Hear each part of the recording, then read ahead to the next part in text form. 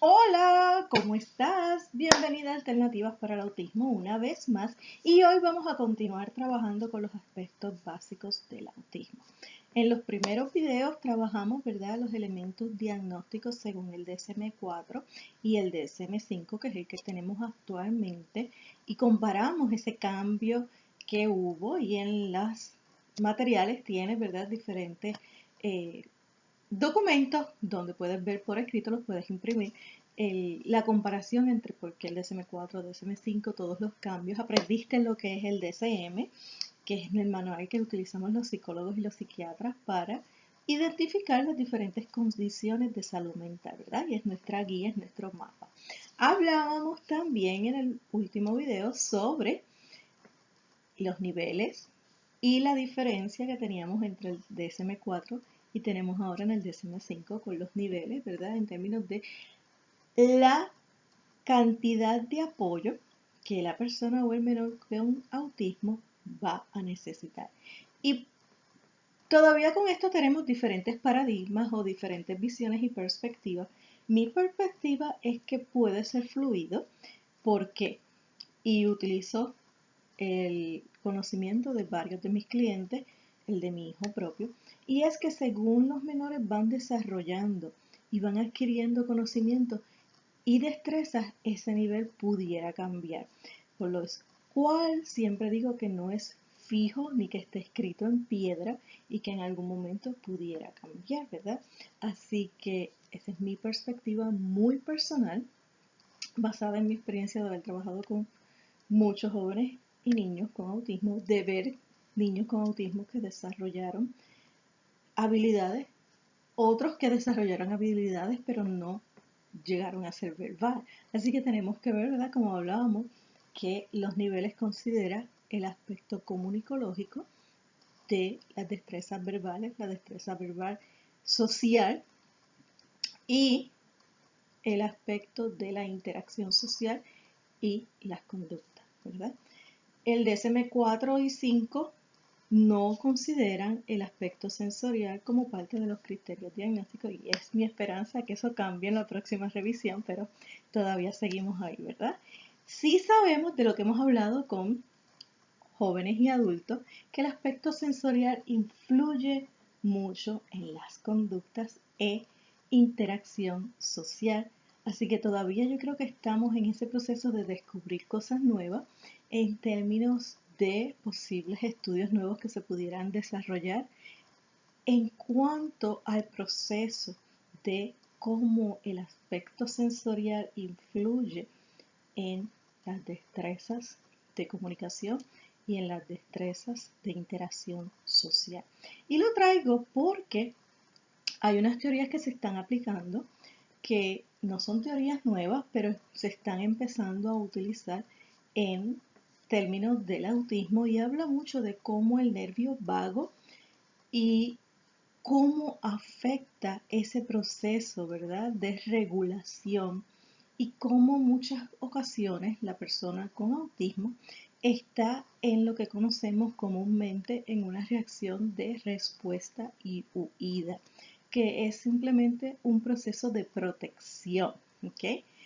De lo que he ido estudiando, como lo hablaba en los videos anteriores, sobre la teoría, realmente es sumamente interesante el proceso de ver cómo y el aspecto sensorial despierta esta reacción de protección del sistema y que traemos, ¿verdad?, como seres humanos desde la creación de la humanidad. Así que es una respuesta de protección y es una respuesta de huir para proteger el cuerpo.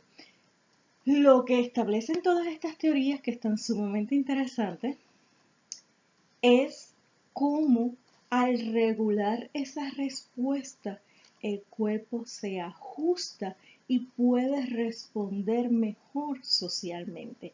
Así que yo entiendo que es algo sumamente importante en el proceso de considerar cómo podemos ayudar a nuestros menores y a nuestros adultos a relajar, calmar esa respuesta natural del cuerpo que no la podemos controlar y poder entonces estar en una mejor capacidad sensorial de poder entonces adquirir esas destrezas, ¿verdad? Esto va en contraposición a lo que serían los modelos de intervención como el modelo de Applied Behavioral Analysis, donde enseñamos a los menores a adquirir las destrezas, ¿verdad? Por medio de refuerzo.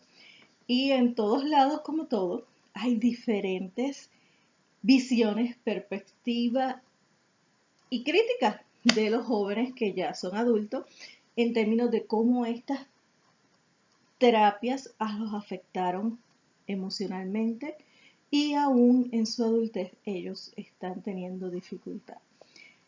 Mi posición es bien variada. Yo creo que va a depender mucho cualquier modelo de intervención de lo que el menor necesite, ¿verdad? Pero entendiendo de que es al autismo una condición del neurodesarrollo, estas nuevas teorías, ¿verdad?, que nos traen en términos de cómo el nervio vago controla esas reacciones automáticas del cuerpo, y lo he visto en muchos de nuestros niños en términos de cómo de momento algo despierta ese sistema y tenemos, ¿verdad?, una sobrecarga, un exabrupto de conducta, y el menor después necesita ese tiempo de recuperación. Así que realmente son teorías muy, muy interesantes que las estoy estudiando y espero poder hacer un taller completo sobre él, ¿verdad? Para que puedan ustedes también adquirir el conocimiento. Si lo quieren buscar, lo pueden buscar en Google. Creo que la mayoría de la información está en inglés, ¿ok? Después al final del video o en el grupo les puedo poner los libros para los que quieran leer. Son bastante técnicos en términos de cómo el proceso neurológico y de interpretación del ambiente funciona, ¿verdad? Pero siempre hablamos en autismo, sobre todo cuando hay los exabruptos de conducta, es que el cuerpo o el menor está en una reacción de protección y huida, ¿verdad? Y por eso es que tenemos tanta dificultad en que ese menor pueda regularse, ¿ok? Y en términos sencillos, lo que sucede, ¿verdad? Esto viene de nuestra memoria colectiva que tenemos desde los cavernícolas, donde si el cazador observaba que se iba a convertir en presa, ¿verdad? Y había un depredador, tigre, velándolo, pues el cuerpo se prepara para proteger a la persona y huir de esa situación del peligro. Por lo tanto, se alteran automáticamente unas áreas de nuestro cerebro que ayudan a que podamos huir, y otras áreas del cerebro se inhiben para entonces permitirnos esa protección, ¿verdad? ¿Qué lleva a que un menor pueda tener ese tipo de reacción? Pues la interpretación de todo lo que está sucediendo a su alrededor. Así que una vez su sistema se puede calmar, podemos entonces tener mejor acceso a que el menor desarrolle ciertas destrezas. Volvemos, son teorías que se están desarrollando y se están aplicando. Esto no está escrito todo en piedra, pero yo entiendo que es algo que tenemos que considerar, ¿ok? Así que vamos de nuevo al tema de hoy, que me estoy desviando muchísimo en términos de las teorías del nervio vago y las teorías del Dr. Porges. Así que después les pongo las referencias. Si tienen dudas, me escriben. Vamos a hablar de ese componente, ¿verdad? Vamos a seguir hablando del componente sensorial. Tenemos nuestro cerebro, trabaja con el sistema sensorial y es toda la información que recibimos a través de nuestros ojos, de nuestra nariz, ¿okay?, de los oídos, del gusto, del tacto, pero también hay dos sistemas que no se hablan mucho, que es el vestibular, que es el que tenemos dentro del oído y nos ayuda a establecer el balance. Tenemos el sistema propioceptivo de cómo sentimos, ¿verdad?, la presión, y de el proceso sensorial a grosso modo. Y como mencioné, si puedes coger un taller con una terapista ocupacional sería excelente, porque ellas son las expertas en esa área. Si quieres coger el taller conmigo, bienvenida. y trabajamos con el aspecto sensorial desde una perspectiva funcional, ¿verdad? Yo no me considero experta en términos del sistema sensorial. Obviamente, como parte de mi preparación en autismo, trabajamos lo que es el sistema sensorial, pero volvemos, las expertas son las terapistas ocupacionales. Así que, si lo puedes hacer con ella, no lo dudes, cógelo porque le vas a sacar provecho y es una de las mejores inversiones que puedes hacer. Si no hay algún taller disponible, también puedes hablar con la terapista de tu menor y preguntarle. A ella no le va a molestar, al contrario, le va a gustar porque le vas a ayudar a que tu menor logre las metas. Ya que terminamos con el sistema sensorial, vamos a hablar de las conductas, que es otra de las áreas que se afecta totalmente. Y voy a dividir las conductas en dos áreas. Una parte, que ya lo vimos, está conectada al aspecto sensorial, porque la incomodidad de no poder controlar tu cuerpo, la incomodidad de no saber qué está sucediendo, el dolor que causa, la fatiga lleva a los menores a tener este desabrupto de conducta, que no es otra cosa que simplemente dejarnos saber algo no está funcionando en nuestro cuerpo. ¿Okay? Y siempre hago énfasis en esto porque obviamente a la edad que el menor tiene cuando empezamos el proceso diagnóstico y la falta de conocimiento a nivel general, lo que vemos es un menor en un proceso que coloquialmente, informalmente llamamos rabieta, que es lo que le pasa a los niños neurotípicos, pero no necesariamente lo que le pasa al menor con autismo. Esa conducta que se debe por el proceso sensorial, ese proceso de no tener la comunicación completa, de poder decir, me molesta, necesito salir de aquí, tengo dolor de cabeza, no entiendo qué me pasa, no aguanto todos estos sonidos, ¿verdad? Es lo que lleva a los niños a salir corriendo, es lo que los lleva a gritar, ¿okay? Es lo que los lleva a un proceso de descontrol total. ¿Por qué? Porque su sistema está con todas las alarmas a la vez, ¿verdad? Y siempre lo que yo les digo en los talleres a los papás es, piensa que usted está, si no le gusta el reggaetón, porque si le gusta pues no va a servir, en un lugar con reggaetón, alarmas de carro, y aparte de eso hay como 5 gritando alrededor de usted. Y usted está tratando de procesar toda esa información, ¿verdad?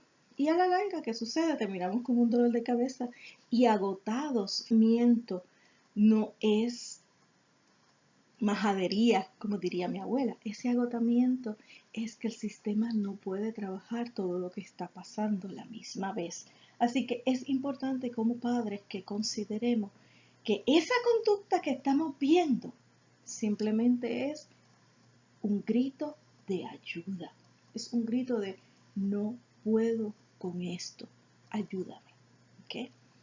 Está el otro componente de la conducta donde lo utilizamos para el proceso diagnóstico de ver cuán rígido o cuán aferrado la persona o el menor está a su rutina, a sus actividades favoritas y a ese proceso de resistencia, de romper con eso para entrar en tareas que nosotros llamamos rutinarias o parte del diario vivir. Y esa es otra área de la conducta que evaluamos, ¿verdad? Y trabajamos, porque tenemos que trabajar con esas conductas para que el menor aprenda a realizar un balance y tener un balance en su vida. Así que esas son las dos áreas principales que siempre vamos a ver en términos de la conducta. Rabietas. Parte del proceso normal del desarrollo es que un menor presente rabietas. ¿Por qué? Simple y llanamente porque un menor de 2 años no tiene la capacidad de un adulto de decir, ay, esto no lo voy a comprar hoy, lo tengo que poner en mi lista de posibilidades, ¿verdad? Así que cuando hablamos de rabietas, normalmente las rabietas normales que los niños le dan por antojo o por llamar la atención, no podemos tampoco asignarle un valor punitivo que no tiene, ¿verdad? Los menores están aprendiendo, son menores, son personitas que están en ese proceso de ser formadas. Nosotros somos los adultos, pero como a veces andamos tan sobrecargados con tantas y tantas cosas, se nos olvida que son niños y reaccionamos negativamente a todo esto, ¿verdad? Y hay una idea que a quien se le ocurrió fue genial, porque es un buen modo de prevenir rabietas, ¿verdad? Tanto en niños neurotípicos como en niños con autismo. Y es si estoy en la tienda y el menor quiere este juguete y no lo puedo comprar, ¿verdad? Como tenemos el teléfono, le podemos sacar una foto al menor con el juguete para ponerlo en la lista para cumpleaños, Navidad y tenerlo como una alternativa. Les vendo como lo he visto, yo nunca lo he usado, ni con clientes, ni con mi hijo, así que no tengo conocimiento de primera mano. He visto reacciones positivas de personas en el internet donde dicen que les ha funcionado. Tengo otras que no le dicen que no les ha funcionado. Todo va a depender de cómo es ese menor, de la frecuencia con la que el menor vea esa área o ese juguete y de la negociación que usted haga. Recuerde que estamos desarrollando a una persona y le podemos dar estrategias desde la niñez de cómo lidiar con las emociones, porque volvemos, están aprendiendo, todavía no tienen esas destrezas. E inclusive tenemos adultos que no llegan y no tienen las destrezas, ¿verdad? Así que no perdamos de perspectiva que la rabieta es simplemente un menor que no sabe cómo expresar apropiadamente, ni cómo esperar, ni cómo entender que esto lo puedo tener en 3 meses para mi cumpleaños o en 2 semanas, porque es algo que lo quiero ahora y punto, ¿verdad? Y si seguimos por ahí, pues vemos, por eso la gente tiene tanta deuda, porque queremos las cosas y no sabemos hacer un balance.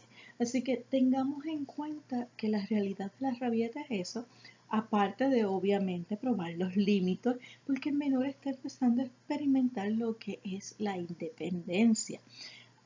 Está aprendiendo a entender lo que es una relación social en términos de esa relación con mamá y con familia y con abuela y con tití. Así que sí, hay unos elementos de aprendizaje, hay unos elementos de poder ver cómo las personas van a reaccionar y de acuerdo a esas reacciones posteriormente, según vayan creciendo, si hay un elemento que nosotros asignamos como manipulativo, pero a la edad que tiene el menor no necesariamente es con la intención que nosotros los adultos le ponemos, es simplemente como ha ido aprendiendo a observar las reacciones de los adultos. Eso es un niño neurotípico o una niña neurotípica, cosa que en la forma, ¿verdad?, que usualmente aprendemos por observación e imitación y análisis de lo que está pasando, el menor con autismo necesariamente no lo hace automáticamente. ¿Por qué? Porque parte del proceso de lo que se afecta en el desarrollo neurológico es ese componente de abstraer esa inferencia, ¿verdad? Que es el proceso de abstraer esa información de lo que está pasando sin que nadie me lo explique. ¿Okay? Y les voy a traer un ejemplo que yo sé que todos ustedes han pasado por ello. El bebé ya tiene un añito, está comiendo, está en su silleta de la comida, tiró algo. ¿Okay? ¿Qué pasó? Usted lo recoge y se lo da. Y él vuelve y lo tira. Ese menor no está manipulando lo que usted está haciendo. Está aprendiendo cuál es la relación de su acción de soltar ese objeto y su reacción de brindarle el objeto, que a la vez le brinda una atención. Lo mismo sucede desde que el bebé empieza a llorar y usted le cambia el pañal, o empieza a llorar y usted le da comida, ¿verdad? Tenemos ese mismo proceso en el proceso de aprendizaje social de ese menor. Ese es el proceso natural. En muchas ocasiones nuestros niños, porque su desarrollo neurológico está afectado, por eso el autismo es una condición del neurodesarrollo, ese menor no puede hacer esa relación directa en términos de que pasó esto, esto es lo próximo a pasar. ¿Okay? Es lo mismo cuando usted lo abraza, ese menor que no tiene autismo siente ese afecto y reacciona a ese afecto. Ahora bien, y aquí vengo con las teorías nuevas que he estado leyendo, si es menor con autismo, su sistema está en alarma, en proceso de respuesta y huida, porque está alterado ya sensorialmente, aunque no esté en un meltdown o en un exabrupto de conducta.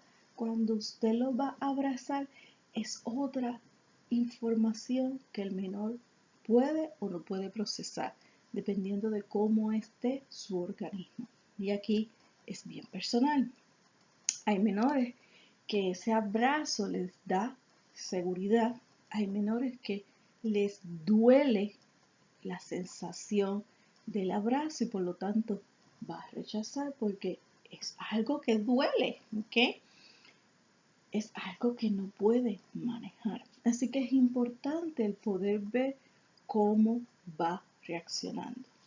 Como el menor no tiene el lenguaje, esto va a ser un proceso de tanteo y error y de trabajo en apoyo con terapista ocupacional. Yo digo que usted sea ese puente de comunicación. Lo que quiero decir es que usted es el elemento en común en todas las terapias. Trate de hacer ese proceso de llevarle la información al psicólogo, al terapista ocupacional. Si el terapista ocupacional le trae una recomendación, usted la prueba en casa, funcionó. Es usted la persona responsable de decirle a la maestra, al psicólogo, al pediatra, al que lo cuida, a su esposo, a la abuela, cosa de que todos podamos poco a poco ayudar al menor a trabajar con su sistema sensorial y que entonces pueda regular su organismo. Otro de los procesos que se afecta y que por eso la terapia ABA se considera efectiva es ese proceso de, como mencioné anteriormente, abstraer la información. Y tengo que llevarla a una metodología más concreta. Tengo que utilizar una metodología que trabaje poco a poco con las tareas. ¿Por qué? Porque en el proceso natural, las personas podemos, durante el proceso de repetición, aprender los pasos y hacerlos, ¿verdad? De nuevo, debido a que el proceso del desarrollo neurológico se ha ido afectando, el menor necesita la guía visual para poder conectar este paso va primero, este paso va después, este paso va después, ¿verdad? Para entonces poder comprender qué es la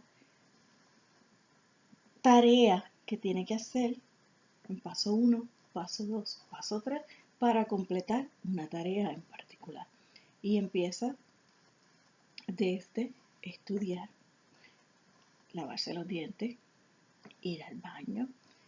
Y llega el momento, como una vez me trajo una persona, que tenemos demasiadas intenciones alrededor de la casa, pero esas instrucciones son necesarias. Y como yo siempre les digo, usted tiene que escoger. Usted prefiere tener los papeles con las instrucciones de manera visual, fácil de entender, o usted quiere la cantaleta de tienes que hacer esto, tienes que hacer esto, tienes que hacer esto. Usted escoge, porque es un proceso necesario y mediante la repetición y el refuerzo vamos entonces a ver que hay un proceso de aprendizaje en la mayoría de los casos.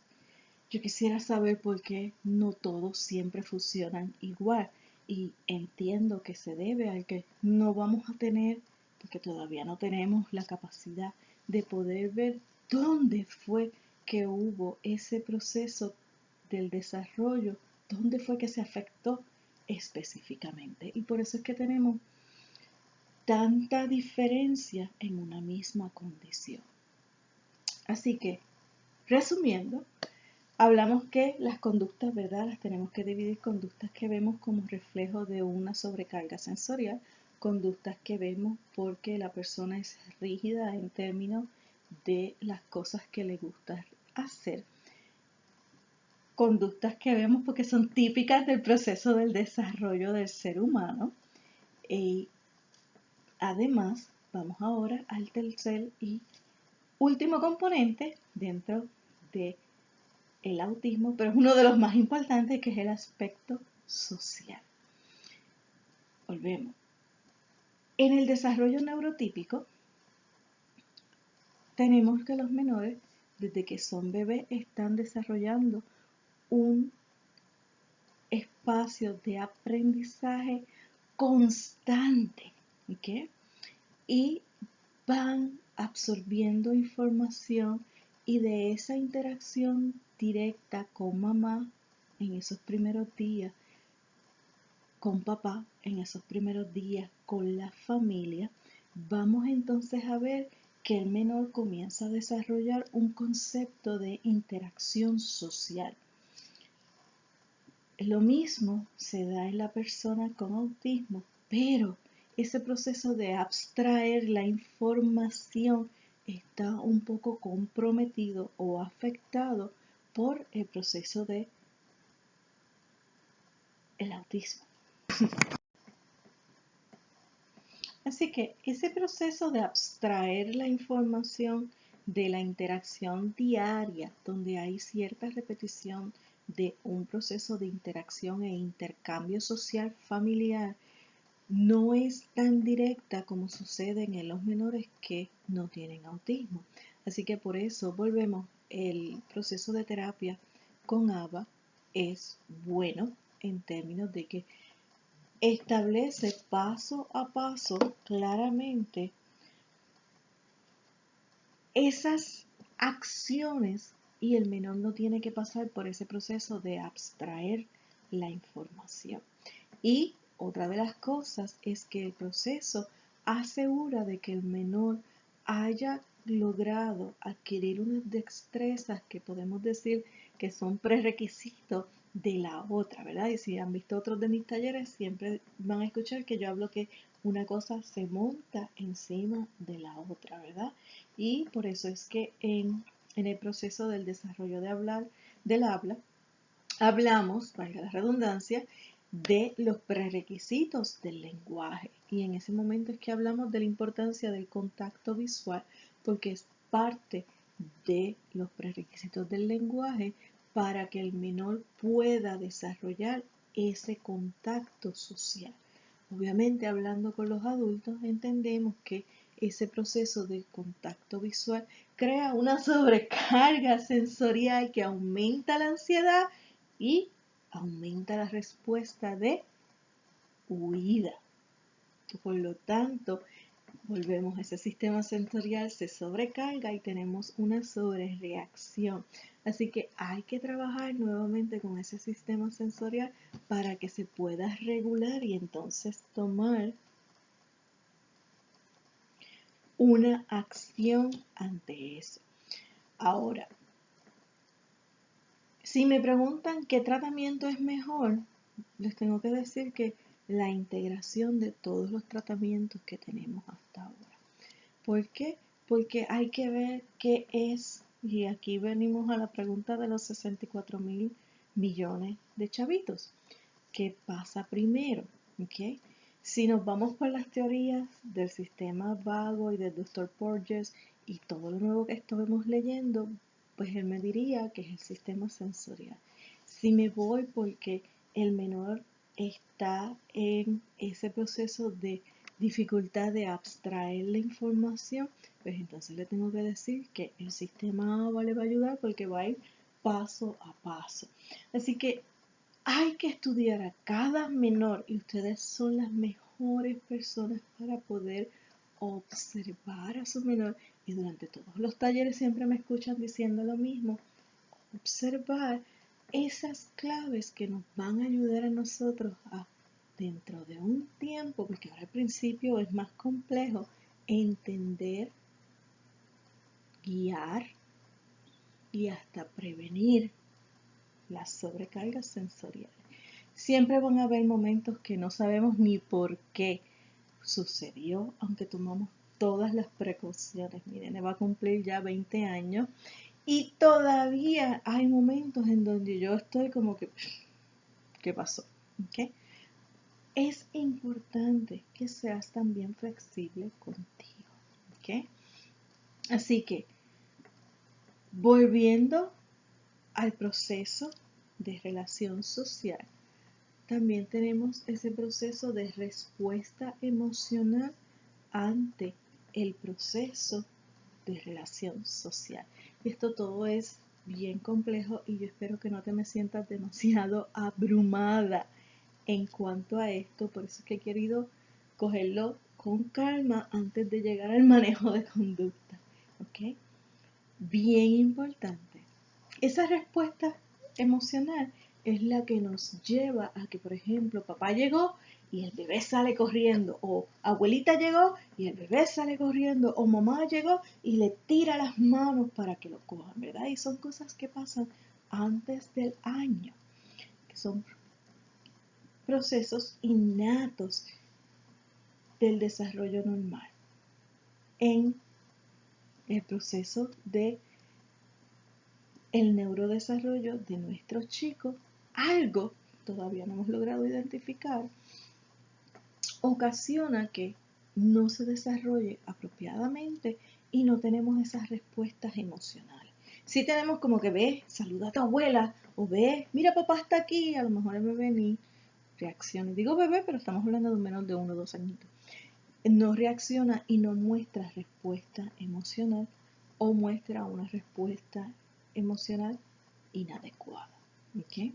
Así que tenemos esa componente de la relación social que también evaluamos a la hora de establecer un diagnóstico y que trabajamos como parte de las destrezas sociales en términos de apoyar y guiar al menor. ¿Okay? Tenemos también una de las cosas que usualmente vemos es el uso de los objetos. Cuando estamos hablando del uso de los objetos, y por eso que usamos los juguetes, queremos ver si ese menor utiliza el objeto adecuadamente o si tiene un uso no adecuado del objeto, ¿verdad? Y aquí volvemos a las pugnas y a las críticas y a la información que estamos recibiendo de los adultos que tienen autismo, porque para ellos es importante desde su perspectiva el que entendamos que los steamings o el utilizar un objeto. Y yo recuerdo uno de mis clientes que andaba, ¿verdad? Ya era adolescente y andaba con una sabanita y socialmente no le ayudaba dentro de ese proceso de ajuste a la sociedad escolar en términos de la edad que ella tenía. Así que tuvimos que ser creativos y buscar texturas similares en una forma que fuera buena para él poder tener la estimulación sensorial que le daba paz y calma, pero que no le afectara en ese proceso de ajuste social a una escuela intermedia superior. Así que es un proceso de establecer un balance donde podamos, ¿verdad?, integrar la necesidad de la persona con autismo a la realidad de su edad, a la realidad social. ¿Por qué? Porque por más que yo quiera, y llevamos años en esto de trabajar que la sociedad acepte a la persona con autismo tal cual es, no va a pasar. Sobre todo, ¿verdad? Como hemos hablado en términos de las conductas que pudieran ser mal interpretadas o conductas que puedan interferir en términos del proceso de un trabajo.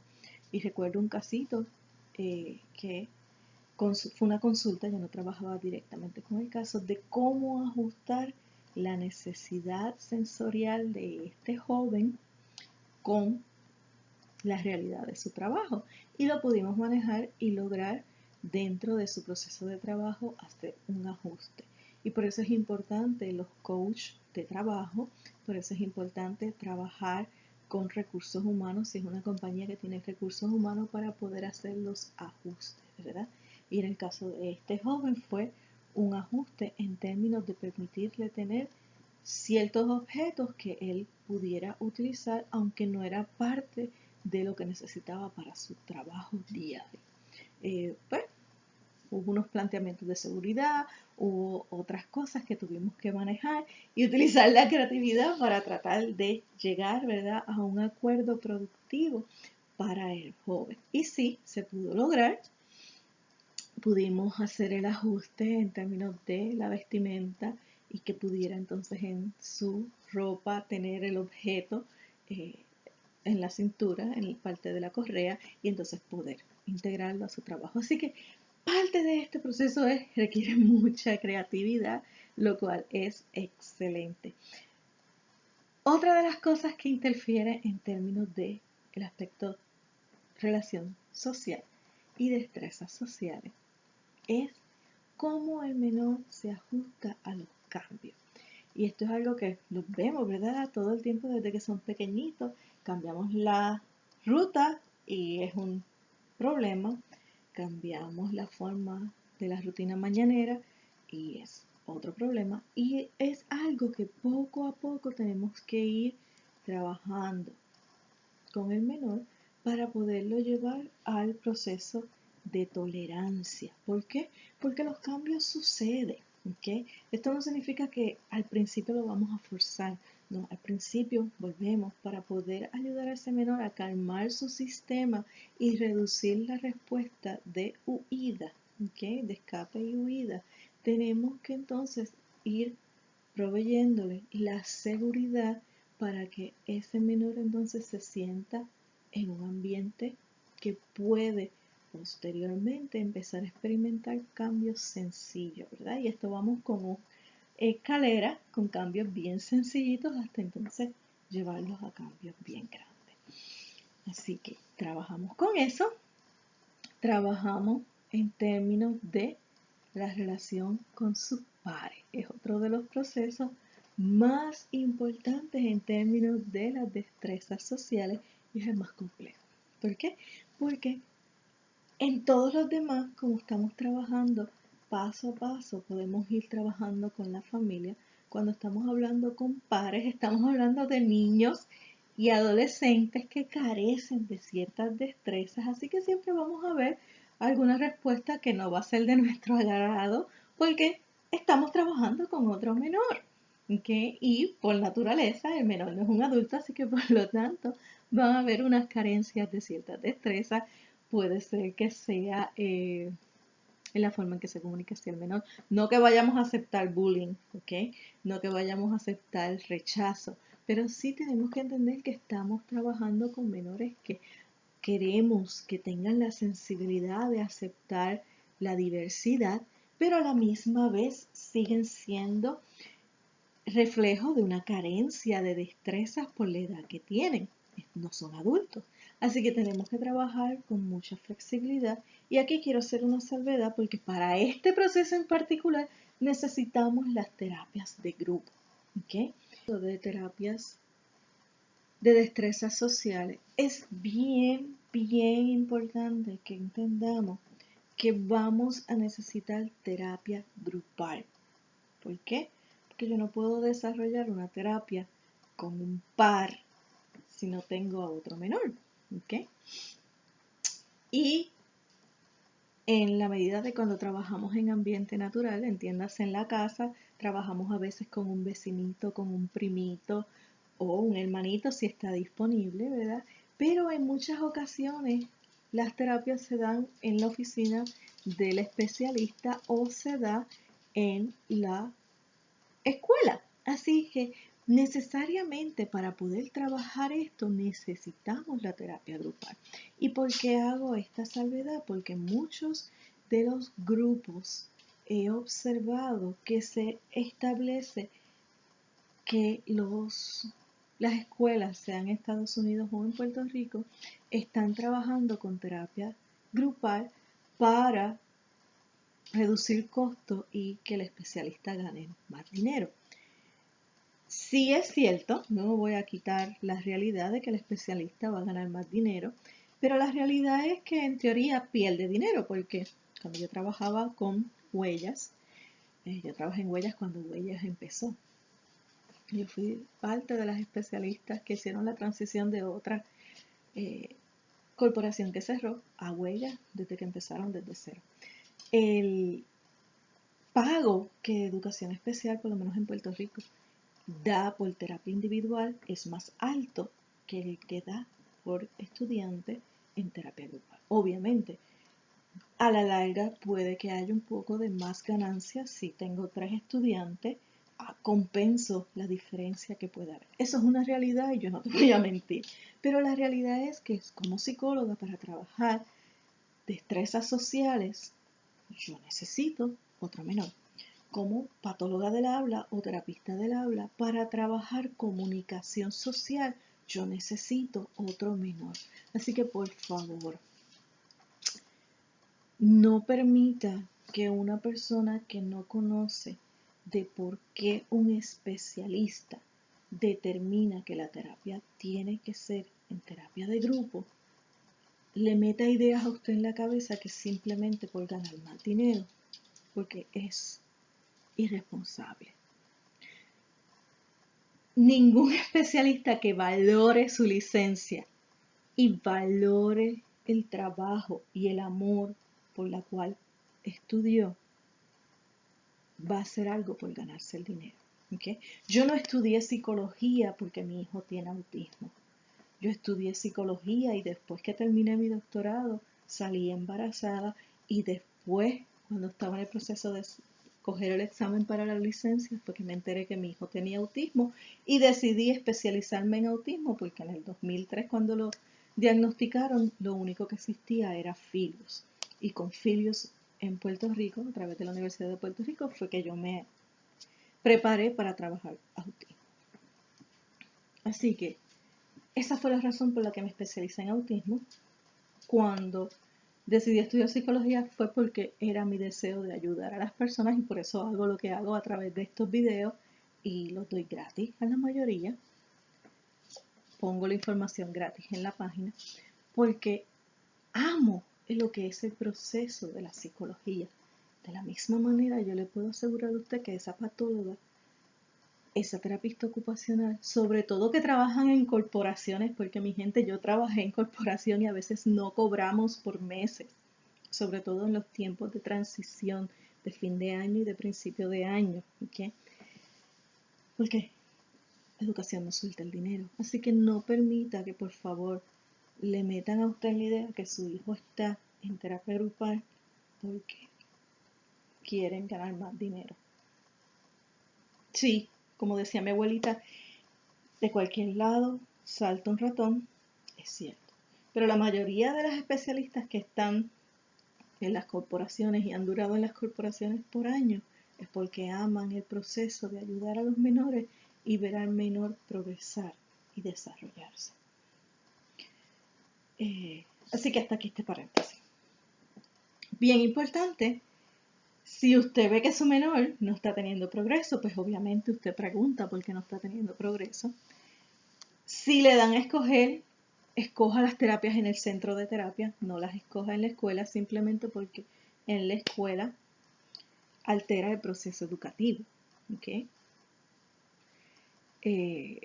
No hay otra realidad. Altera el proceso educativo. Ahora, si usted no cuenta con la facilidad para transportarse, no hay una corporación cerca de usted o remedio provisional cerca de usted, pues entonces de las terapias en la escuela es mejor que siempre reciba la terapia. porque es lo que le va a ayudar en ese proceso de adaptación y de desarrollo de su máximo potencial.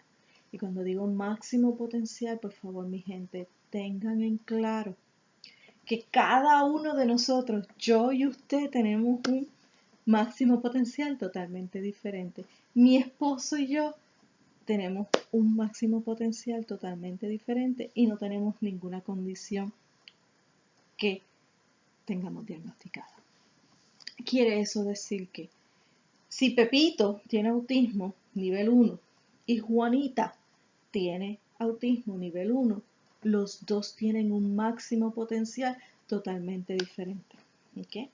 Y aquí tenemos que enfocar algo que después vamos a hablar en los intereses y cómo utilizar esos intereses para despertar ese deseo de aprender, ¿okay? Que es algo que a nuestro sistema educativo mata. ¿Okay? Y si tienen la oportunidad de hacer homeschool, es parte de lo que necesitan para poder hacer homeschool de una manera que sea productiva para el menor. Tanto para usted. Si yo le doy algo totalmente opuesto a su área de interés, usted no va a aprender. Porque es parte del desarrollo habitual del ser humano. Usted en la escuela tuvo clases favoritas y tuvo clases que las pasó porque pues no había más remedio, porque a mí me pasó y tengo un doctorado y no es el fin del mundo. Ahora, con nuestros menores con autismo, tenemos que utilizar ese interés para despertar ciertas áreas que nos van a ayudar en ese proceso educativo, ¿verdad? Y de eso hablamos pues cuando hablamos de el proceso de estudio, de eso hablamos cuando hablamos de el proceso de homeschool, porque si no estoy aquí les aburro demasiado con toda la información porque es mucha información. Así que hasta aquí este video que ha sido sumamente extenso pero lleno de mucha información y con él resumimos los conceptos básicos del autismo y vamos entonces a comenzar a trabajar a manejar todas esas conductas. Así que bueno, nos vemos en el próximo video. ¿Dudas o preguntas? Me las escribo.